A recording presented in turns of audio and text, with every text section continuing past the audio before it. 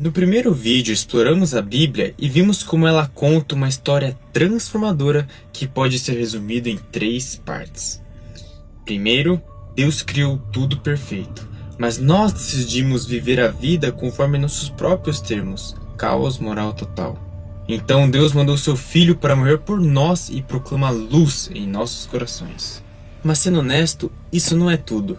Até agora o que vimos de Deus é uma luz em meio às trevas, bem o que por séculos a maioria viu, uma fonte de luz em meio à escuridão, aparentemente frio e sem misericórdia. Apenas pouquíssimas pessoas, profetas, percebiam algo completamente diferente sobre essa luz. Eles apontavam para algo glorioso, uma realidade que ninguém mais via, até Jesus entrar em cena. E o que Jesus fez foi resolver o mistério do Antigo Testamento e nos dar a solução, a resposta completa sobre o que Deus queria. Da mesma forma como um prisma reflete luz natural, Jesus revelou Deus e o objetivo que Deus tem para com a humanidade. E o que é? Além de Deus querer resgatar cada um de nós pessoalmente e trazer você e eu de volta a um relacionamento com Ele, o seu plano não termina com isso. É muito maior e mais maravilhoso do que isso. Deus vê você individualmente, mas também nos vê coletivamente. E aqui é onde fica um pouquinho louco, mas é o seguinte: Jesus Cristo quer casar conosco. Eu sei que parece bom demais para ser verdade, mas é exatamente o que ele diz na Bíblia. Por isso que talvez você já tenha ouvido alguém dizer que a Bíblia é uma carta de amor para a humanidade. Porque é literalmente isso. O Senhor compara o relacionamento que Ele deseja ter com os seus com o casamento. Ele, o noivo, e o seu povo, a noiva. Ok, nós já vamos examinar as Escrituras para ver se isso é realmente o que a Bíblia nos diz. Mas antes, deixe-me dizer mais uma coisa. Você já ouviu dizer que a história sempre se repete? É verdade. Podemos ver padrões que reaparecem de tempo em tempo. Hoje quero mostrar um desses padrões. É sobre o casamento divino. E ele tem 5 partes e você poderá achá-lo nas principais divisões da Bíblia, que são os 5 livros de Moisés, a Torá, os livros históricos, os livros poéticos, os livros proféticos e o Novo Testamento. Podemos subdividir cada uma dessas divisões em mais 5 partes e sempre veremos a mesma história.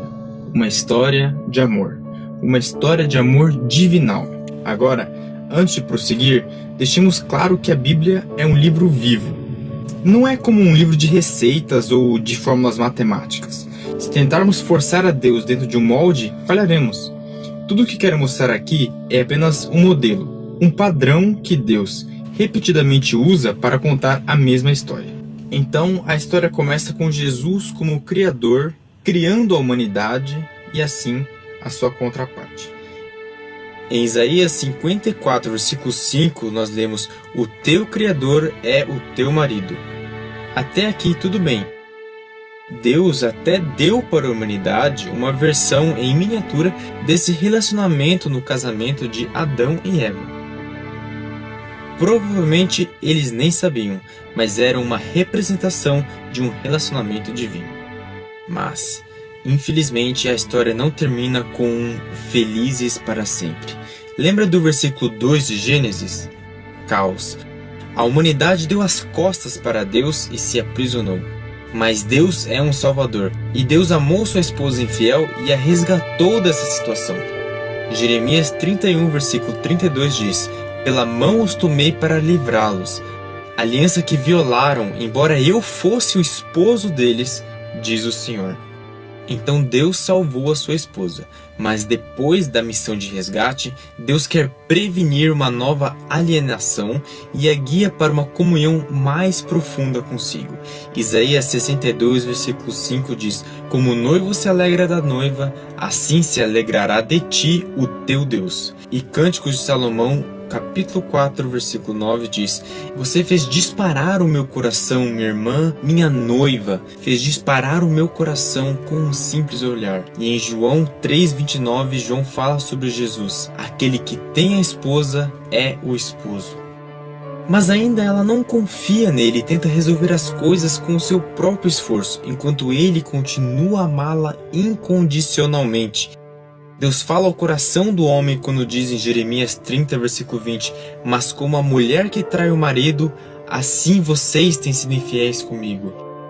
E portanto, eis que eu a trairei e a levarei para o deserto, e lhe falarei ao coração."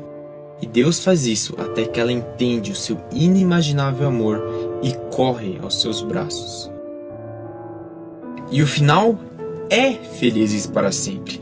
Este é o casamento do Filho de Deus com a sua noiva humana comprada por seu sangue. Nós lemos em Apocalipse 19, versículo 7: "Regozijemo-nos e alegremo-nos e demo-lhe glória, porque vindas são as bodas do Cordeiro." E Apocalipse 21, versículo 2 diz: "Vi a cidade santa, a nova Jerusalém, que descia do céu da parte de Deus, preparada como uma noiva adornada por o seu marido." Mas como a maioria desses versículos eram do Antigo Testamento, poderíamos pensar que Deus fala apenas do seu povo, de Israel. Então vamos ao primeiro versículo da Bíblia, onde fala sobre o casamento, antes mesmo de Israel ser uma nação. Vamos ao jardim do Éden. Gênesis 2:24 diz: "Portanto deixará o homem o seu pai e a sua mãe, e apegar-se-á à sua mulher, e serão ambos uma só carne." Se esse assunto é tão importante, nós certamente encontraremos algo bem claro e direto ao ponto no livro de soluções de Deus, ou seja, o Novo Testamento. Então vamos abrir em Efésios 5:31 e 32. "Por isso deixará o homem o seu pai e sua mãe, e se unirá à sua mulher, e os dois serão uma só carne. Grande é esse mistério, digo-o, porém, a respeito de Cristo e da igreja." Vê como a Bíblia é clara? Então, já montamos a primeira parte do quebra-cabeça. Agora, não seria ótimo se houvesse no Novo Testamento um versículo para cada mensagem de nossa sequência de 5 sessões? Nós precisaríamos de um versículo para a sessão que diz que Jesus Cristo salvou a esposa, a igreja. Efésios 5 diz exatamente isso, que Cristo amou a igreja e deu a si mesmo por ela. Agora precisamos de um versículo no Novo Testamento que diz que o noivo quer ter comunhão com a noiva. E Jesus mesmo disse que enquanto eles, os crentes, tivessem o noivo consigo, eles não podem jejuar. Ou seja, porque a noiva e o marido não poderiam passar bons momentos enquanto estão juntos. Mas o versículo também indica que haveria momentos em que isso não seria bem o caso. E essa é exatamente a quarta parte, onde a noiva espera para finalmente se casar com o noivo. É o tempo da graça, onde nós se encontramos hoje. Paulo diz em 2 Coríntios 11, versículo 2: "Porque estou zeloso de vós, com o zelo de Deus, pois vos desposei com um só esposo, Cristo, para vos apresentar a ele como virgem pura." E a última parte, a quinta parte, nós já vimos. É literalmente nos últimos versículos da Bíblia, onde diz: "E o Espírito e a esposa dizem, vem." Uau! Isso é... Quando eu descobri isso na Bíblia, eu sinceramente quase tive um treco. Mudou minha vida. Jesus nos ama, cada um de nós, como a sua noiva. Imagine, o Criador do Universo te ama como sua noiva. Isso é indescritível. Isto realmente deveria nos levar a adorá-lo e nos dar segurança completa de que absolutamente nada vai acontecer à sua noiva sem que ele tome 100% nota disso e nos ajude de toda maneira possível.